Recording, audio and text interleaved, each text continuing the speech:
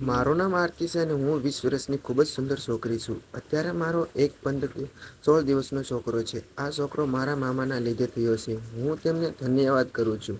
કારણ કે તેમના લીધે આજે હું માં બની શકી. તમે વિચાર કરી રહ્યા છો કે આ હું શું બોલી રહી છું. તો ચાલો આજે હું તમને જણાવું છું કે મારી કહાની, જેથી તમને ખબર પડે કે મેં કઈ રીતે મારા મામા સાથે મળીને આ બાળકને જન્મ આપ્યો. અને આજે હું ખૂબ જ ખુશ છું અને મારી સાથે મારા પતિ અને મારા ઘરવાળા પણ ખૂબ જ ખુશ છે. હા, પણ આ વિષયમાં મારા પરિવારજનોને કશી જ જાણ નથી. હું એક નાના ગામની મધ્યમ વર્ગના પરિવારની છોકરી છું. મારા પતિ નાનપણથી જ દેહીમાં રહે છે અને મારા ગામમાં તેમના કોઈ સંબંધી રહેતા હતા, જેના લીધે તે ક્યારેક અમારા ગામમાં આવતા જતા હતા. મારા ઘરની સામેનું જ ઘર તેમના સંબંધીઓનું હતું. આ કારણથી અમે બંને એકબીજાને ક્યારેક ક્યારેક જોતા હતા અને અમારી આંખો પણ મળી જતી, જેના લીધે હું તેમને પ્રેમ કરવા લાગી હતી અને તે પણ મને પ્રેમ કરવા લાગ્યા હતા. તેમને લઈને મારા મનમાં ઘણા બધા સપનાઓ હતા. હું વિચાર કરી રહી હતી કે હું લગ્ન પછી દિલ્હી જઈને સેટલ થઈ જઈશ અને ત્યાં ખૂબ જ જલસા કરીશ. એટલે મેં તેમની સાથે પ્રેમ લગ્ન કર્યા અને દિલ્હી આવી ગઈ. જ્યારે હું દિલ્હી આવી તો હું હેરાન થઈ ગઈ, કારણ કે મારા પતિએ જેવું મને જણાવ્યું હતું તેવું કશું જ ન હતું. તે મને કહેતો હતો કે તે ખૂબ જ વધારે પૈસાવાળો છે અને ખૂબ જ વધારે કમાય છે. તેની પાસે પોતાનું ઘર પણ છે, પણ અહીંયા આવીને ખબર પડી કે એક ભાડાના મકાનમાં રહે છે અને તેની પાસે કશું જ નથી. નાનું મોટું કામ કરીને તે પોતાનું ગુજરાન ચલાવે છે. હું પ્રેમમાં એટલી બધી આંધળી થઈ ગઈ હતી કે સાચું શું છે ખોટું શું છે તેની મને ભાન જ ન રહી. મારા ઘરવાળા મને સમજાવતા રહ્યા કે તું આની સાથે લગ્ન નહીં કરું, આપણે એના વિશે કશું જ જાણતા નથી.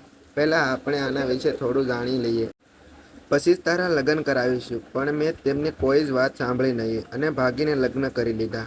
મારા મનમાં તો જાણે ભૂત સવાર થઈ ગયું હતું. મને તેના સિવાય કશું જ દેખાતું ન હતું.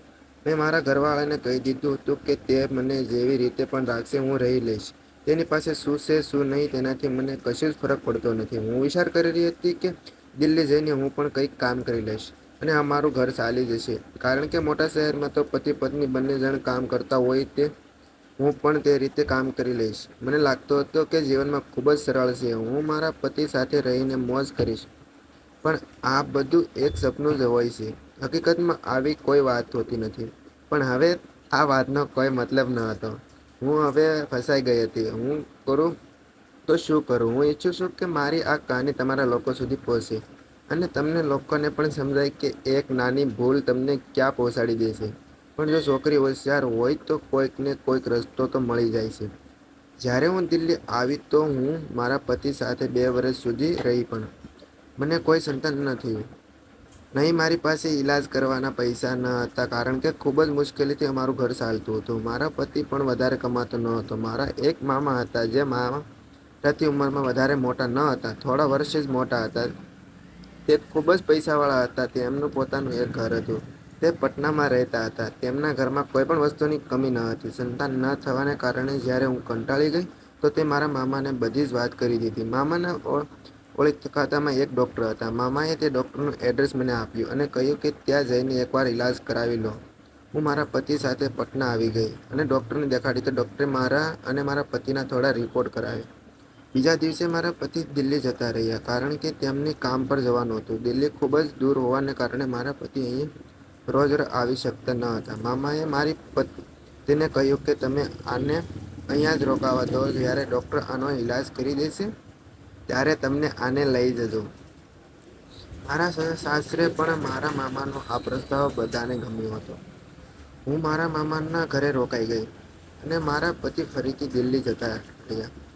મારા મામા ઘરમાં એકલા રહેતા હતા, કારણ કે મારા મામી તેમને છોડીને ચાલ્યા ગયા હતા. તે પણ બીજા કોઈ સાથે ભાગી ગયા હતા અને ભાગીને તેમણે બીજા લગ્ન કરી લીધા હતા.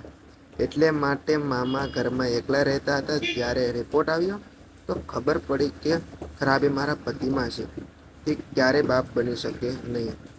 આ વાતની જાણ થતાં જ મારો મગજ ખરાબ થવા લાગ્યો અને આ વિષયમાં હું કોને જાણ કરું અને કઈ રીતે જાણ કરું.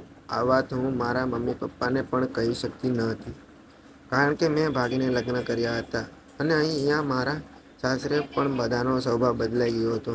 મારા સાસુ સસરા મને વધારે પ્રેમ કરતા ન હતા. મારો પતિ મને ખૂબ જ પ્રેમ કરતો હતો, પણ તે પ્રેમ શું કામનો જો હું માં જ ન બની શકી તો આ વિચારીને હું ખૂબ જ રડવા લાગી. ત્યારે મારા મામા મારી પાસે આવ્યા. હું મારા મામાના ખભા પર માથું રાખીને ખૂબ જ જોરથી રડવા લાગ્યો. મામા મને સમજાવવા લાગ્યા અને કહેવા લાગ્યા કે જે તારા કિસ્મતમાં છે નહીં તેના વિશે વિચારીને શું કામ ચિંતા કરે છે. હું પણ સમજી ગઈ હતી કે જે મારા કિસ્મતમાં લખેલું જ નથી તે મને મળવાનું જ નથી. હું મારા કિસ્મતને બદલી શકતી નથી. પણ મારા મામાએ મને એક વાત જણાવીને કહ્યું કે આરતી, આ બધી વાત તું તારા પતિને કહેતી નહીં. ત્યારે તું મારા પતિને ફક્ત એટલું જ કહેજે કે હું અહીં રહીને મારો ઈલાજ કરાવીશ. ડૉક્ટરે કહ્યું કે અત્યારે અહીંયા જ રહો અને ઈલાજ કરાવો. ધીરે ધીરે મારા મામા સાથેના સંબંધ ખૂબ જ સારા થઈ ગયા હતા અને મામાને પણ મારું ત્યાં રોકાવું ખૂબ જ ગમ્યું હતું. હું ખૂબ ખુશ હતી, સરખી રીતે ખાઈ પીને રહેતી હતી. મારા મામા ખૂબ જ રોમેન્ટિક સ્વભાવના માણસ હતા. એક દિવસ મામાની તબિયત ખૂબ જ ખરાબ થઈ ગઈ. તેમને આખા શરીરમાં દુખાવો થવા લાગ્યો. તે મને કહેવા લાગ્યા કે મારા શરીરમાં ખૂબ જ દુખાવો થાય છે, હું માલિશ કરી દઈશ તો સારું થઈ જશે. તો તારા મામી અત્યારે હોત તો તે મને તેલ લગાડીને માલિશ કરી દે. હવે તો મારે જાતે જ માલિશ કરવું પડશે. આ વાત સાંભળીને મને સારું ના લાગ્યું. હું મામાના ઘરે રહીને જ ઈલાજ કરાવતી હતી. તે મેં તેમને કહ્યું કે હું તમને માલિશ કરી આપું.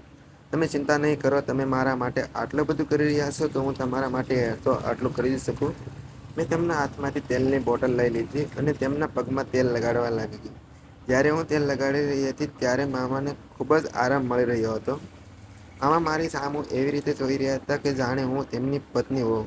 તે લગાડતા લગાડતા હું તમને શું કહું કે હું તેમની આંખોમાં આંખ પણ મેળવી શકતી ન હતી. મામાએ ઘણા સમયથી ક્રિકેટ પણ રમી ના હતી. મામાને માલિશ કરતાં કરતાં તેમના શરીરમાં આગ ઉપડતી હતી. હવે આ માલિશ કંઈક અલગ દિશા પકડી રહી હતી.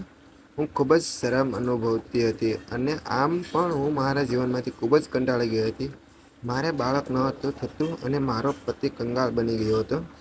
કરું તો શું કરું, કારણ કે મારાથી જ તે ભૂલ થઈ ગઈ હતી જે થવી જોઈએ નહીં. ત્યારે અચાનક મામાએ કહ્યું કે આરતી, હું તને એક વાત કહું.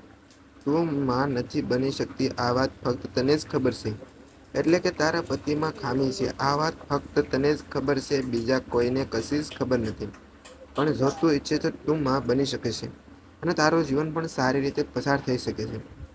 કારણ કે તને ખબર છે કે તે ભાગીને લગ્ન કર્યા છે. એટલા માટે હવે તું તારા પતિને પણ છોડીને ક્યાં જ રહી શકતી નથી અને તું બીજા લગ્ન પણ કરી શકીશ નહીં. મામાની આ વાત ક્યાંક ને ક્યાંક મારા મગજમાં ઘરમાં કરી ગઈ હતી. હું સમજી ગઈ હતી કે મામા જે કહી રહ્યા છે તે સાસુ કહી રહ્યા છે. ત્યારે મેં નક્કી કરી લીધું કે મારા માં બનવાનું કે મામાએ પોતાના શરીર પરથી કવર કાઢી નાખ્યા. મામાનો કાળો નાગરાજ જોઈને હું ખૂબ જ ખુશ થઈ ગયો અને હું મામાની વધારે નજીક જતી રહી. હવે મારા તરબૂચ પણ હક ન હતા લેતા. તે મામા પણ જાણતા હતા કે હવે હું પણ રહી શકતી ન હતી. ત્યારે મામાએ ઉચકીને મને બેડ પર જોડાવી દીધી અને એ મારા છત્રાનો રસપાન કરવા લાગ્યા. ધીરે ધીરે મારા ઉપર હાથ ફેરવવા લાગ્યા. તેમાં ઝીણું ઝીણું ઘાસ ઉગેલું હતું. મારા સંતરાનો રસપાન કરીને ખાલી કરી દીધા હતા, કેમ કે તેમને ઘણા સમયથી કોઈને સંતરાનું રસપાન કરવાનું નહોતું મળ્યું. પછી હું અને મારા મામા ધીરે પોઝિશનમાં આવવા લાગ્યા અને મામાએ એવી અલગ અલગ રીતથી મારી સાથે એવી ક્રિકેટ રમી અને એક ઓવરમાં 6 સિક્સર મારી દીધી. ઘડીક તો મને મજા આવી ગઈ. પછી મારી રમત પૂરી થઈ પણ મામાનો દાવ હજી પૂરો નહોતો થયો. મેં કહ્યું, મામા બસ, હવે હું થાકી ગઈ છું. બસ કરો. પણ આ સાથે મામાએ બીજો રાઉન્ડ શરૂ કર્યો. તેનો નાગરાજ હવે હાથ નહોતો લેતો. તેનો નાગરાજ જોઈને ડર લાગતો, કેમ કે મારા પતિ પાસે મેં ક્યારેય આવડું સાધન જોયું નહોતું. આટલે જોતા ડર લાગતો, પણ જ્યારે તેની મામા માફી ગુફામાં નાખતા તો ખૂબ જ આનંદ આવવા લાગતો. હવે બીજી વાર મને ડોગી સ્ટાઇલમાં એવી નિછોડી કે મારા ખેતરમાં પાણી કરી નાખ્યું. આ સાથે અમારી ક્રિકેટ પૂરી થઈ. પછી 1-2 અઠવાડિયા સુધીમાં હું મામા સાથે જ રહી હતી અને મામા પણ ઘણા વર્ષોથી ભૂખ્યા હતા. આટલે તે પણ હવે બંધ થવાનું નામ નહોતા લેતા અને 2 અઠવાડિયા સુધી તેમનું સાધન માળિયું સાથે ઘસતા રહ્યા. તેના સાધનમાં કોઈ કવર ન પહેર્યા હતા, તેથી અમારા વચ્ચે તે બધું જ થઈ ગયું છે. જે એક પતિ પત્ની વચ્ચે થાય છે. પણ હું મારી ઘરે પરત જતી રહી અને 3 મહિના પછી મારે ડોક્ટર પાસે રિપોર્ટ કરાવવા જવાનું હતું. તેથી હું પાછી મારા મામાને જતી રહી. બીજા દિવસે જ્યારે હું અને મામા ડોક્ટર પાસે જઈને રિપોર્ટ કરાવ્યો, તો ખબર પડી કે હું માં બનવાની છું. આ બધું મારા મામાના આ કર્મના કારણે હું આજે માં બની ગઈ. હું આજે ખૂબ જ ખુશ છું. કારણ કે આપણા સમાજમાં કોઈ સંતાન વગરની સ્ત્રીને ખૂબ જ સંભાળતો હોય છે.